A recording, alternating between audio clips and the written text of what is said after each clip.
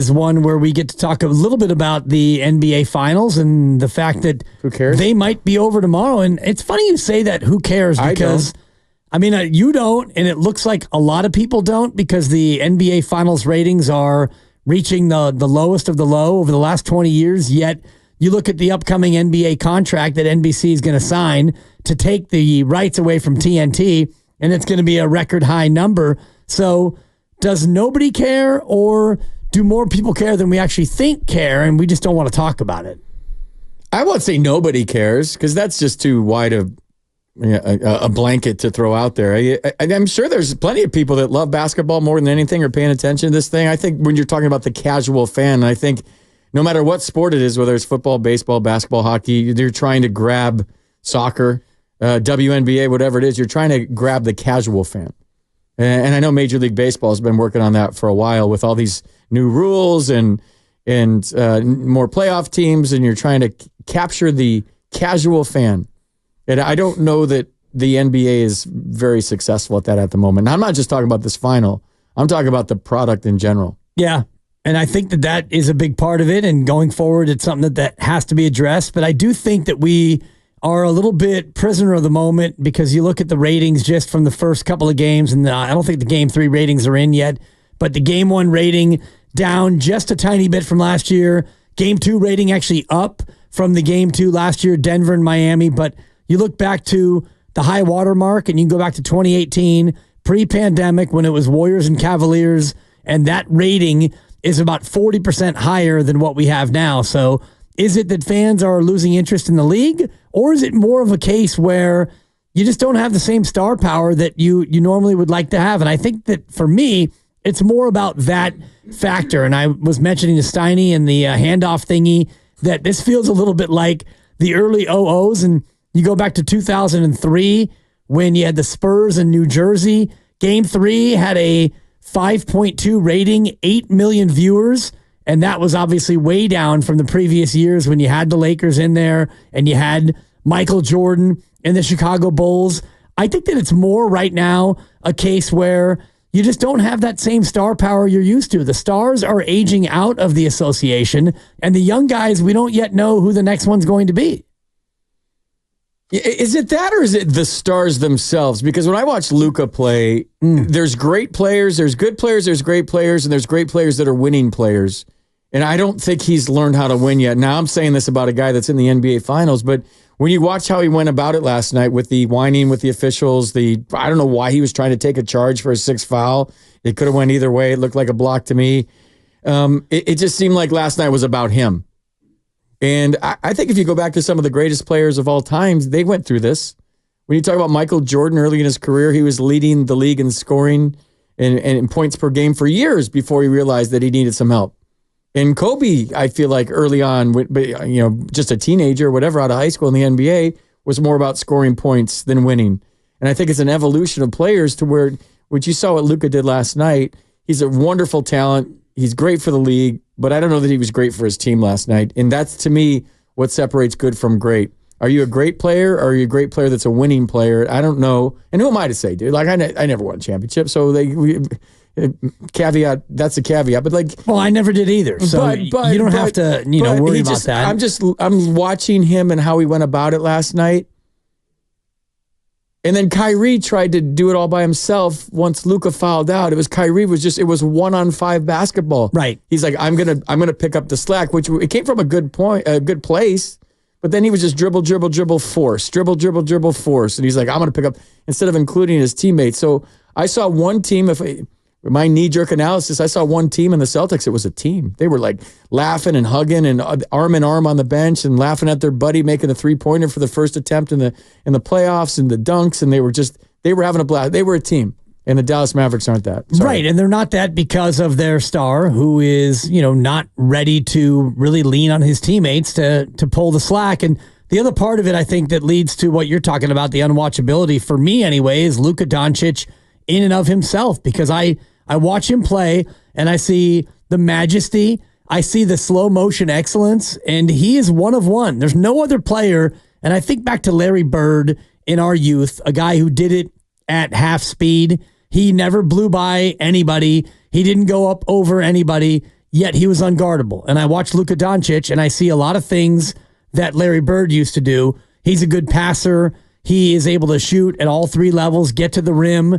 not go over people, but score, get to the mid-range. He can shoot the three. He can rebound. The one thing he can't really do is defend yet, and you hope that, he works on his body a little bit more and becomes a little bit quicker, a little bit more athletic. But watching the histrionics, the dramatics, and the constant foul baiting, it's not even flopping, it's foul baiting, where you shoot the ball, you throw your leg out, you fall down, you put your both hands up as if to say, where's my call? Meanwhile, the other team's going 5-on-4 the other way. For me, from a watchability standpoint, it's nauseating. I hate it. The one question I had last night is the Mavericks were on a 20-2 run. They were coming back. They had all the momentum. In the fourth quarter, and Jason Kidd took a timeout. And I don't know if you guys saw this, but Luka pounded the ball in the floor. It went up in the air. He was scratching his head. He was pissed that his coach took a timeout. All these things say that we're not a team. But I was kind of with Luka at that point. They had all the momentum, and I know Jason Kidd was taking the timeout because we've used all this energy to come back, and maybe he saw that they were fading a little bit, but they weren't. And then the timeout turned into a challenge after that, and all of a sudden, all that ball of momentum, and Celtics were backpedaling. They were on the edge of the cliff. It was like they were a TKO in boxing, and they were ready to get knocked out, and Jason Kidd took a timeout. And I was sitting at home going, why are you taking a timeout? Then I saw Luka pissed about it. I'm like, he's pissed too. I didn't understand that. Yeah, and you could see that Luka was pissed about a lot, and the one time he was pissed because on that sixth foul, he wanted it to be reviewed, and he immediately points to the bench, and he's just, demonstrably shouting, you got to challenge it, you got to challenge it. And I'm with you. It was pretty clear to me that was a blocking foul, and so they didn't charge it, and that was going to be it for Luka for the ball game. But there is a greater feeling of disconnect. I think you're right about, not only Jason Kidd and Luka Doncic, but the entire Mavericks team. 888-957-9570. Are you watching these finals? And if not, what's the reason? Because I know as a Warrior fan, you want your team to be in it, and we're all NBA fans. And for me, FP, even if the Giants aren't in the World Series, I watch. Same. If the Niners aren't in the Super Bowl, of course you watch. Same. Because it's the Super Bowl. You're going to watch it. You're going to watch the championship matchup in whatever sport, NCAA championship game. Even if my bracket's busted, I watch the game. WNBA finals, I watch the game. I don't. I'm into it. I know you don't, but I don't. You don't have sit here to and be politically correct and say I do. I don't. No, U.S. Open, it's a big-time golf tournament. You watch it. You probably didn't watch last week in the Memorial, and you probably don't watch week in, week out, but when it's a big-time championship event, more people do watch. Right. And it's because it's a championship event. But why are people not into these NBA finals, I wonder? I'd love to hear from people and see what they're thinking. I just think the sport's in a bad place right now. And I could be way off on this, but I don't want to sound like, I'm open to new things. I love the new rules in baseball. I didn't at first, but I'm open to learning. So maybe somebody could tell me, but I don't want, with the risk of sounding super old, like back in the day, it was a more physical sport and it was more team oriented, I feel like. It was all about winning and not about me. It was about championships and getting rings and not about me getting my points or me being the guy that gets the points so we win. There was more like, check your ego at the door. We're going to win no matter what. And if it meant like taking somebody's head off on a layup, they did that. And it was physical.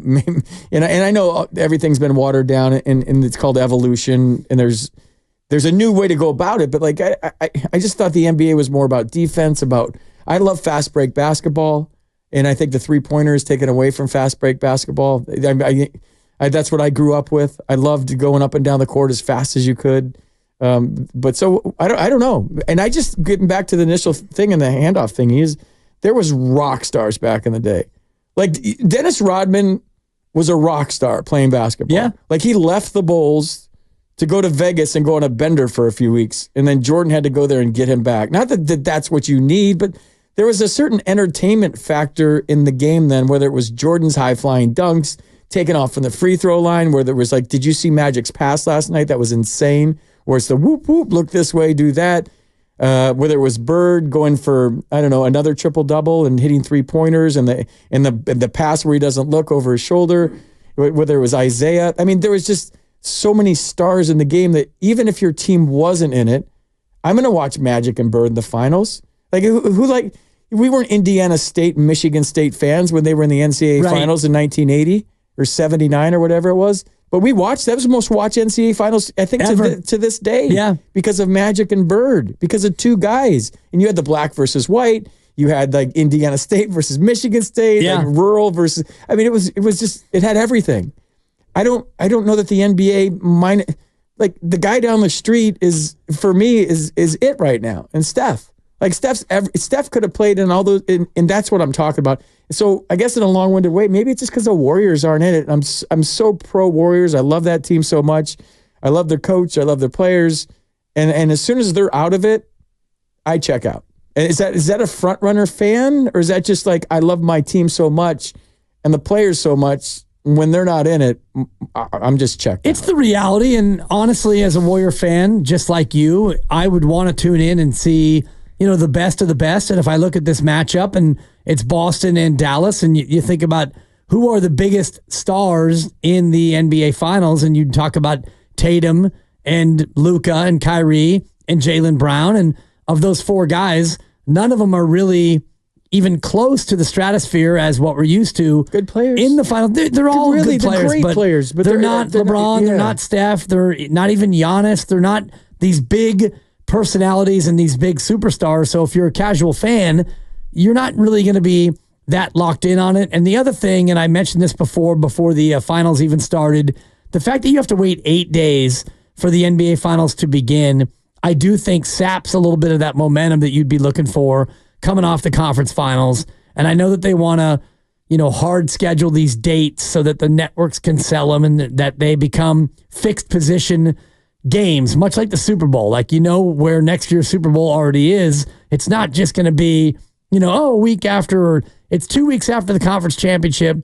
But in football, you don't mind the 2-week build up to the one big game. In the NBA, you have to wait 8 days for this to start, and when it starts, it feels like they lost a little bit of the momentum. Sunday night, and I talked to Mark about this. We did the shows this week. Sunday night, I knew I was doing the show with Mark, and I knew the NBA Finals was on, and I couldn't turn away from Yankees-Dodgers. Yeah. Because it was Judge, it was Stanton. It was Mookie, all that, yeah. Mookie and Shohei and Freddie Freeman. And, I mean, it was just, there was so much star power in that game and so much tradition between those two teams in the World Series of the past in the 70s. I mean, I couldn't turn that game off. Yeah. And I will always watch a playoff game versus a regular season game if both are on the same team, no matter what the sport is. And that night, Sunday, you didn't, yeah. Knew I had to do a show the next day, knew the NBA Finals probably would come up, couldn't turn it. Why are you not watching